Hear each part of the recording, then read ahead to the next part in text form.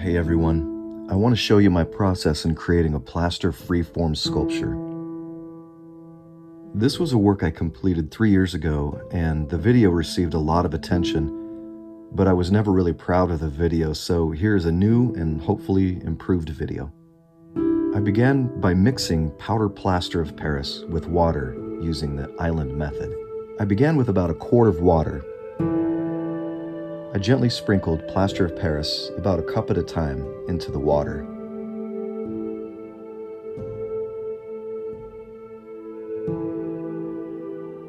I kept doing this until the powder began to make an island in the middle.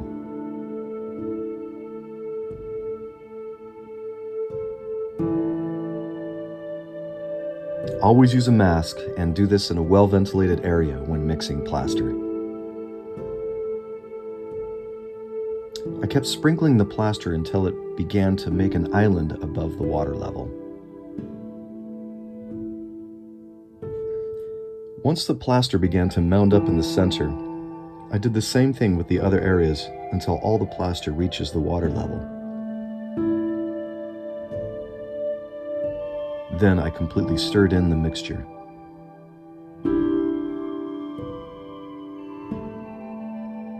This process prevents clumps of unmixed plaster from forming in the hardened compound.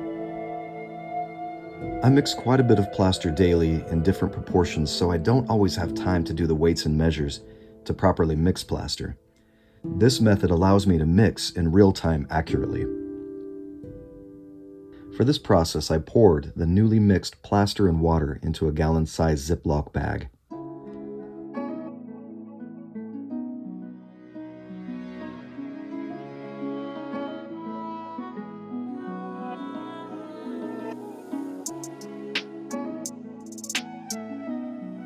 These bags have a double zip to ensure that there is no breakage or leakage.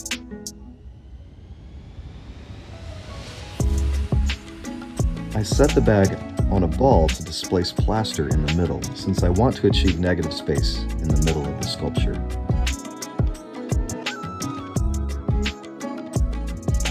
I like to clean the bucket by letting it rest for a half hour and breaking out the hardened plaster.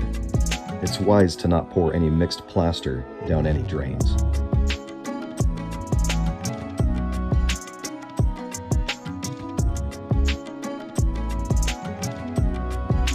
After an hour or two, the plaster is completely set and hardened.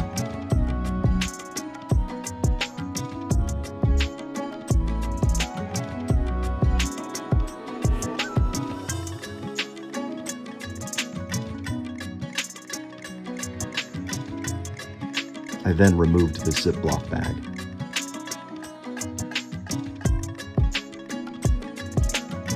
Freeform is often described as abstraction of reality, or simply non-representational.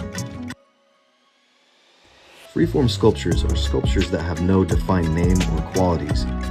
They can be open or closed and often display one or more of the principles of design, like contrast, balance, rhythm, or movement. I observed the form to begin to visualize what it can become.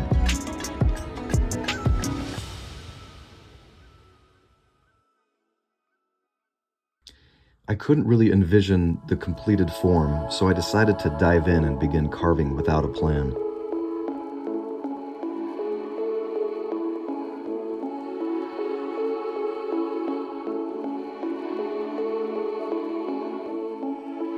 I always wear gloves to prevent injury when using sharp tools.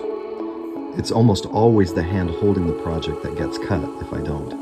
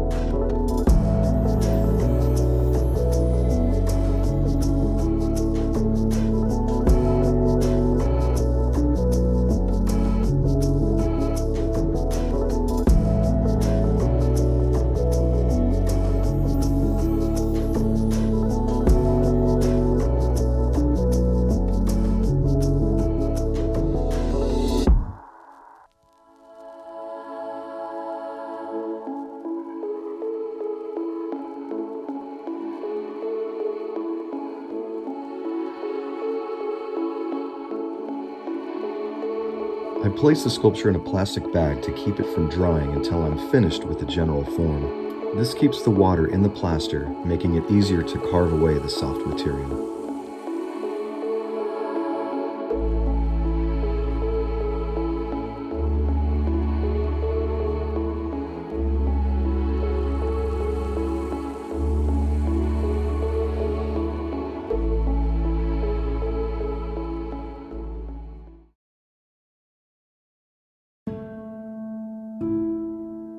Most of the plaster carved away in this project was not saved or recycled. I learned from the comments from my viewers to repurpose plaster, so I recycle nearly all of the carved plaster discarded from my projects now, and I use them to create new works.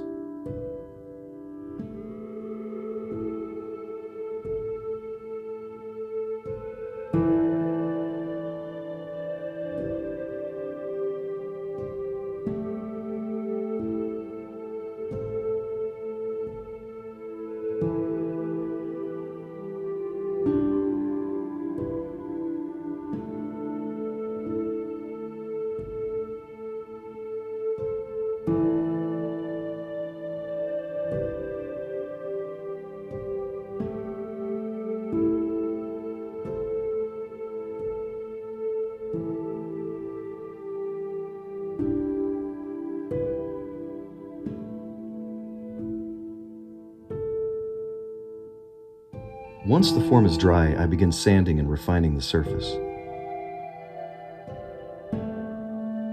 There were a few divots and dents to fill that couldn't be sanded away, so I filled them with joint compound and let it dry.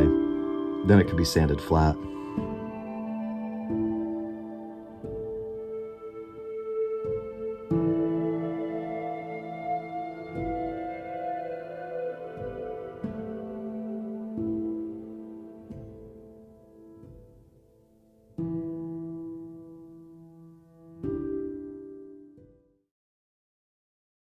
Thanks for watching, everyone.